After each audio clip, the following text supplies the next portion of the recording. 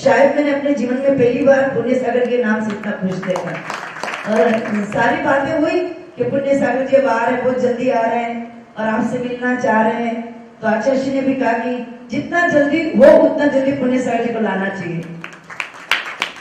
अब ये घड़िया बहुत नजदीक आ रही है। महाराज जी भी बोल रहे थे, आपसे पूछा कि कितने साल की दूरियां हो गई। तो आर्य का त्यागी वृत्तियों में अभी इस वर्ष 2023 में 48 का नंबर यदि किसी का आया था तो मुनि उदित सागर जी महाराज जी का आया था। और इनका इतना अच्छा ये व्रत उपवास हुए और इतना यहाँ पर अनुष्ठान चला, वो सब श्रेय गुरुवर पुण्य सागर जी महाराज जी का था। तारीख को नहीं होकर के 5 तारीख को होता तो दरियावत के हर घर में ताला होता। क्योंकि कुछ समस्या ऐसी थी कि किसी ने 10 किए थे, किसी के रक्त निकल रहे थे, किसी की मिठाई से घर में बनी हुई थी, अब बन गई, उसको छोड़ के भी कैसे आवे। तो खाना तो जरूरी है, 4 दिन के वापिस ले जाओ तब तक वो खराब हो जाए, और यहाँ लाओ कि इतने लोगों को पूरे नहीं। तो फिर सबने सोचा कि सब काम पूरा करके फिर हम जाते हैं। पूज्य गुरुदेव ने भी अपने प्रवचन में कहा था कि दरियावत वाले बहुत समय से आ रहे हैं और वास्तव में आ रहे। कहां से आ रहे?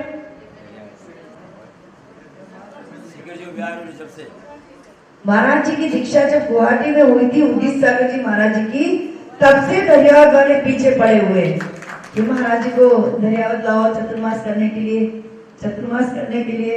अब ऐसे तो बहुत सारे लोग आ रहे हैं। अभी महाराज जी ने गांवों के नाम गिनाए, बहुत उधर का एरिया भी, जयपुर का एरिया भी, अभी आज सवेरे भी वो टोड़ा रायसेन के तो महाराज जी के सब पाँव पूरी थाली भर के अर्घ चढ़ाया। मैं तो देखती रह गई, पूरी प्रात में इतना सारा लाए और बोले महाराज जी पहले टोड़ा रायसेन, इसके बाद दरियावत। अब रास्ता तो कहाँ चयन करेंगे, लेकिन मुझे ऐसा लगता है कि जब भी आचार्य श्री का और गुरुदेव का मिलन हो उस सागर की धरती पर, कहाँ होगा वो तो नहीं कह सकते। ताली आपने बजा दी है,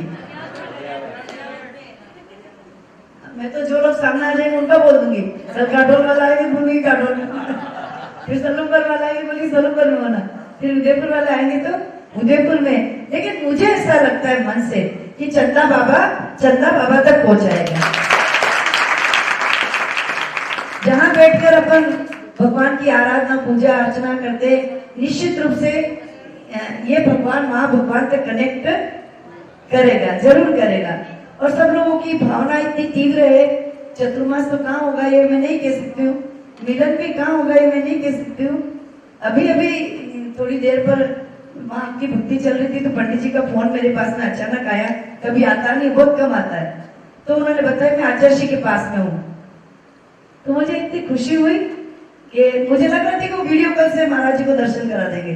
तो उन्होंने कहा कि मैं सवेरे सोच रहा था कि महाराज जी को दर्शन कराऊं, लेकिन उस समय चौके में होंगे, आर चल रहा हुआ इसलिए नहीं कराया।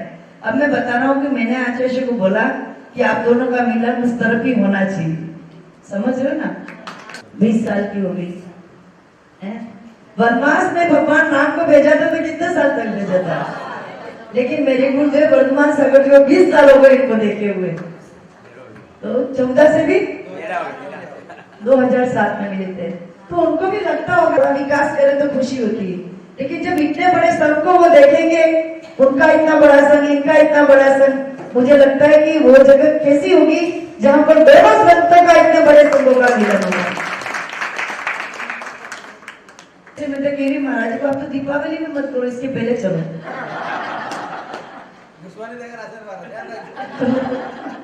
महाराज जी ने कहा कि मैं चला तो जाऊंगा लेकिन धन्यवाद मतलब मुझे घुसने नहीं देंगे अंदर, क्योंकि दीपावली तक तो ना आप ले जाओगे ना महाराज जी जाएंगे। लेकिन जिस भक्ति की इतनी तीव्र तमन्ना होती है, निश्चित रूप से भगवान उसकी तमन्नाओं को पूर्ति करता है कहीं न कहीं। वो सब दिन हमारे नजदीक आएंगे।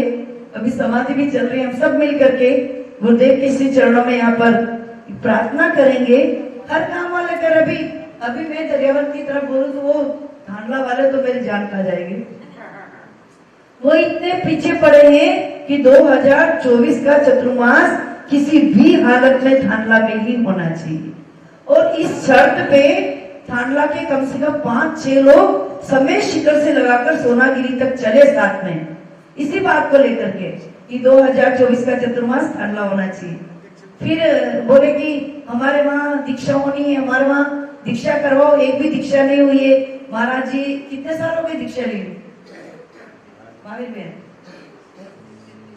ये भी सोचना पड़ रहा है। देखो 37 साल हो गए महाराज जी को दीक्षा ली। कितने? 37 वर्ष में एक भी चतुर्मास थांडला में नहीं हुआ है। तो हो सकता है 2024 का वहां भी हो जाए। फिर महाराज जी के वहां जाने के लिए लोगों ने बोला दीक्षा वहीं होनी चाहिए। अभी 22 नवंबर को महाराज जी के तीसरे नंबर के भैया की दीक्षा है, मुनि दीक्षा। वो भी सोनागिरी में ही होंगे। एक माँ के 3 सपूत दिगंबर मुद्रा को धारण करके यदि थांडला में पहुंचेंगे, वो नजारा क्या रहेगा वो तो देख ही नहीं पाए। क्योंकि लाखों लोगों में एक बेटे को मुनि बनाना, उस माँ को इतना गर्व रहता है। और फिर वो एक नहीं, 2 नहीं, 3 मुनि बन करके यदि थांडला में जाएंगे तो कितना गर्व रहेगा। तो वो दिन भी आएगा। महाराज जी कहां से गुजरेंगे कुछ भी नहीं कह सकते। गुजरेंगे शब्द का उल्टा मत लेना अर्थ।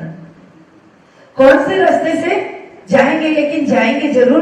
पहले बुंदेलखंड की यात्रा कराएंगे तो समय शिखर से सोनागिरी तक थांडला वालों का बहुत सपोर्ट रहा। थालियां बजाओ के लिए जितनी बजाओ उतनी, प्लस और गांव वालों का भी बहुत चली। 25 दिन तक इनकी टीम चली हमारे साथ में और इतना बढ़िया चौका संभाला उन्होंने। तो इसका फल भी मिलेगा, क्योंकि जो व्यक्ति 25 दिन तक साथ में चला है। अब महाराज जी यदि बोल रहे कि हमको बताओ, मार्गदर्शन दो, कैसे करेंगे, कैसे आएंगे, श्रीफल बाद में चलाने दूंगी, पहले सुन लो, दम और खामो। हम महाराज श्री को समय शिखर से यहाँ तक लाने में 1400 किलोमीटर की यात्रा थी। 1400। फिर इसके बीच में बहुत संघर्ष आए होंगे। आप सोच सकते हो कि जहाँ पर कोयला, सिगड़ी, कुआ और 17 तो और भी चल सकता है, लेकिन 16 बहुत कठिन है। 17 में तो आदमी हर कुछ कर सकता है, लेकिन वहां से यहाँ तक लाना और उस परिस्थितियों में किस तरह से रहना, वो परिस्थिति थी कि मुझे लग रहा था कि बस महाराज जी को कहीं ब्रेक करके मुझे घर जाना पड़ेगा, क्योंकि मेरी मम्मी की इतनी तबीयत खराब हो गई है। मैंने महाराज जी को बोला अब पहले उनकी समाधि कराएंगे, फिर आपको सोनागिरी पहुंचाएंगे। लेकिन पुण्य इतना तीव्र था कि मेरी माँ का चतुर्मास सोनागिरी में हो गया। यहाँ पर अब यहाँ से चलना है अपनों को आधा 50। 1400 आए तब 1400 तो है नहीं, कितना बाकी है? 700 किलोमीटर। पहले भी सब समय शिखर में दरियावाद वाले बोलते थे हम आएंगे विहार तो करो, हम आएंगे विहार तो करो, लेकिन सिर्फ माई बहन के परिवार के अलावा कोई भी नहीं आया। अब अपने को वो हौसला बुलंद करना है कि जब महाराज जी सोनागिरी से उठे, आप सब लोगों का हाथ मेरे हाथ में हो, तब आनंद आएगा कि अपन विहार करा के ले जाएंगे। व्यवस्थाओं की कोई कमी नहीं है। हो सकता है अभी अपन यहाँ सिद्ध क्षेत्र में बैठे तो आपको कभी दाल मिली हो, कभी चावल नहीं मिले हो, कभी सब्जी नहीं मिली हो, कभी पूरी नहीं मिली हो, कभी कुछ भी नहीं मिला हो, क्योंकि खाने वाले तो बहुत लोग हैं, लेकिन खिलाने वाला तो एक ही व्यक्ति है।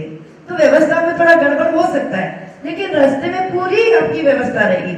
आप कहाँ सोएंगे, कहाँ बैठेंगे, कहाँ उठेंगे, कहाँ चलेंगे, क्या खाएंगे, सारी जिम्मेदारियां अपन महाराज जी को सौंप देंगे, क्योंकि आपने बुलाया है और हम आपको लेके जाएंगे। तो ये सब विचार अपन करेंगे और आज गुरुदेव के श्री चरणों में प्रार्थना करेंगे, हे चंद्र प्रभु भगवान, हम यहाँ श्रीफल चढ़ाने के लिए आए हैं, वो श्रीफल हमारा गुरुदेव के चरणों में सार्थक बने, सफल बने। इसी भावनाओं के साथ आप सब खड़े होंगे और गुरुदेव को श्रीफल चढ़ाएंगे।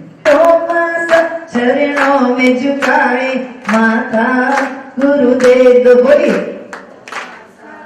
चरणों में झुकाए माथा गुरुदेव, दो दिख चौमासा, जल चंदन अक्षर पुष्प चरूर, दीप धूप फल लाया, आध्यात्म सरोवर कवियों से गुरु अर्घ चढ़ाने आया। शिष्य मनुवर पुण्य सागर चरणों में शत शत नमन हमारी हो, गुरुवर पुण्य सागर। परम पूज्य वात्सल्य मूर्ति गुरुदेव पुनीत शर्मा जी बागड़ की ओर विहार करे और आपकी इस चतुर्मास की भावनाओं के साथ में जल कलादि पूर्ण जो निर्पामिते स्वाहा। घर जाइए अपन आशीर्वाद ले लेते महाराज जी क्या कहना चाहेंगे? आप भी आशीर्वाद तो दीजिए इसका।